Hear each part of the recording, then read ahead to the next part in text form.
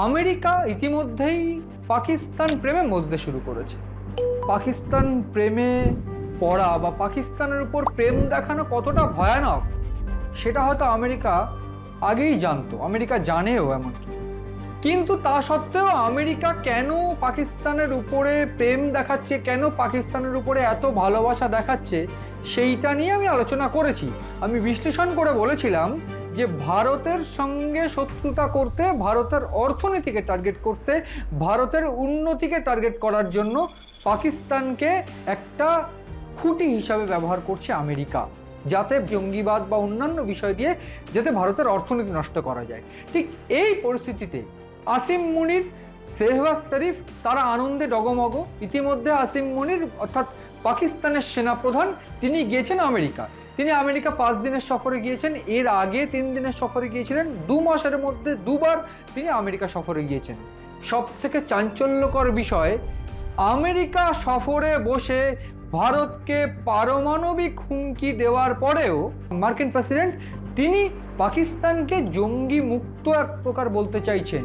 শুধু জঙ্গি মুক্ত বলতে চাইছেন না, তিনি অর্থাৎ আমেরিকা যে বার্তা দিয়েছে সেই বার্তায় পরিষ্কার, এবং তাদের যে উদ্দেশ্য বা তাদের যে দাবি, যে আমেরিকা পরিষ্কার করে বলছে যে পাকিস্তান সেই ধরনের জঙ্গি দেশ নেই, তারা নিজেদের জঙ্গিদের একেবারে মুছে ফেলার চেষ্টা করছে, জঙ্গিবাদের বিরুদ্ধে লড়ছে, এবং পাকিস্তান আস্তে আস্তে জঙ্গিমুক্ত দেশ পরিণত হবে। এই যে বিষয়টা আমেরিকা বলছে, অর্থাৎ পরিষ্কার বোঝা যাচ্ছে এখানে আমেরিকা পাকিস্তানকে খুশি করতে চাইছে। কেন খুশি করতে চাইছে সেইটা আমরা জানি কম বেশি। আজ আমার মূল যে আলোচনা, আমেরিকা ভুলে গেলেও তথ্য তো ভোলা যাবে না, তথ্য তো মুছে ফেলা যাবে না। তথ্য বলছে পাকিস্তান সব থেকে বেশি জঙ্গি হামলা আমেরিকায় করেছে। শুধু জঙ্গি হামলা আমেরিকায় করেনি, পাকিস্তানি জঙ্গিদের হামলায় আমেরিকায় সব থেকে বেশি মৃত্যু হয়েছে। এবং এই মুহূর্তে আমি যে বিষয় নিয়ে আলোচনা করব, সেই যে তথ্য বার করে একেবারে কারা যুক্ত ছিল, কারা সেই জঙ্গি হামলায় পাকিস্তানের হয়ে জঙ্গি ধারণা পোষণ করেছে বা জঙ্গি কার্যকলাপ করেছে, তার উপর দাঁড়িয়ে আমেরিকা বর্তমানে কেন এই গোটা কার্যকলাপ জঙ্গি মুক্ত দেশ বলতে চাইছে বা জঙ্গিদের সঙ্গে লড়াই করছে পাকিস্তান, সেইটা বলতে চাইছে, তার ইন্টারনাল পলিটিক্সটা কী আছে সেইটা আমি বোঝানোর চেষ্টা করব।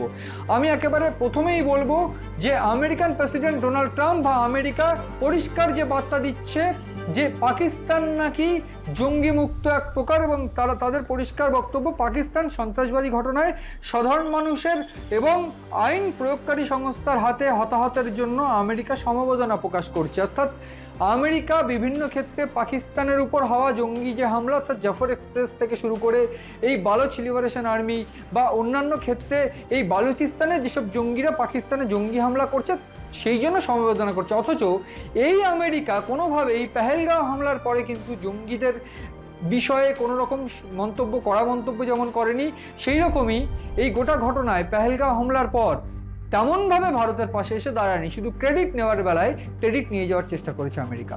এই জায়গায় দাঁড়িয়ে আমি তথ্য দিয়ে বলার চেষ্টা করব যে এক্স্যাক্টলি কত সাল থেকে কিভাবে পাকিস্তান আমেরিকায় জঙ্গি হামলা চালিয়ে যাচ্ছে, কারা সেই হামলার সঙ্গে যুক্ত, সেইটাও আমি তথ্য দিয়ে বলার চেষ্টা করব। কিন্তু প্রাথমিকভাবে আমি যদি বলতে হয়, আমি বলবো একেবারে পাকিস্তান স্বাধীনতা পাওয়ার পর থেকেই সেই জঙ্গি হামলার যে প্রেক্ষাপট সেগুলো শুরু হয়। পাক অধিকৃত কাশ্মীরের বিভিন্ন ক্ষেত্রে বিভিন্ন জায়গায় জঙ্গিদের যে ঘাঁটি, সেই ঘাঁটিগুলো আস্তে আস্তে বৃদ্ধি পায়।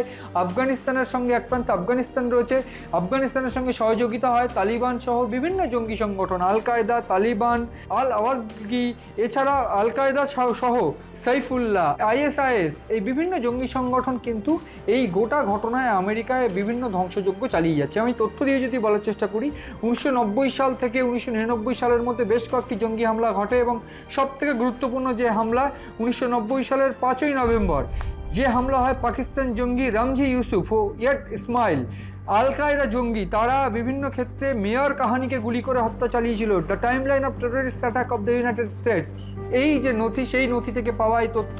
এবং এই বিষয়ে আমি একটু বলতে চাইবো যে এই মেয়র কাহানিকে সেই সময় পাকিস্তানি জঙ্গি দুজন রামজি ইউসুফ এবং ইয়াট ইসমাইল অত্যন্ত গুরুত্বপূর্ণ সময়ে সেই সময় গুলি করে হত্যা করা হয় এবং এরা প্রত্যেকেই আল কায়দার জঙ্গি ছিল। 1993 সালের একই ঘটনা, সিআইএ সদর দপ্তরের বাইরে গুলি চালানো হয় এবং সেই গুলি চালিয়ে দুজনকে হত্যা করা হয়। তার সঙ্গে যোগ ছিল পাকিস্তান আইমাল কানসি, মীর কাজী কিন্তু সেই সময় জঙ্গি ছিল। সেই জঙ্গি হামলায় 1993 সালের জানুয়ারি 25 অর্থাৎ 25শে জানুয়ারি মৃত্যু হয় 3 জনের। এছাড়া এই যে হামলার কথা আমি বলছি, 2001 সালের সেপ্টেম্বর 11 আল কায়দার সদস্যদের দ্বারা পরিচালিত 4টে বিমান সহ ভয়াবহ হামলা নিউ ইয়র্কের ওয়ার্ল্ড ট্রেড সেন্টার, পেন্টাগন এবং পেনসিলভানিয়ার একটা মাঠে বিমান বিধ্বস্ত হয় এবং মোট 1000-এর বেশি মানুষ বিধ্বস্ত হয়, 1000-এর বেশি মানুষের মৃত্যু হয়।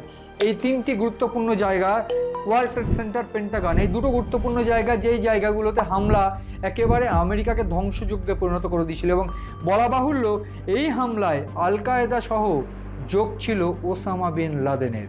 সেই ঘটনার পর এই ঘটনায় মূল যে অভিযুক্ত ছিল, অন্যতম মূল অভিযুক্ত আল কায়দা জঙ্গি, আল কায়দার অন্যতম প্রতিষ্ঠাতা ওসামা বিন লাদেনকে ওয়াশিংটনে বসে প্ল্যান করে হত্যা করা হয় এবং তারপরেও আমেরিকা কি করে বলে যে পাকিস্তান নাকি জঙ্গিদের সঙ্গে লড়াই করছে, পাকিস্তান জঙ্গিদের পোষণ করছে, এই বিষয়টা গোটা বিশ্ব জানে।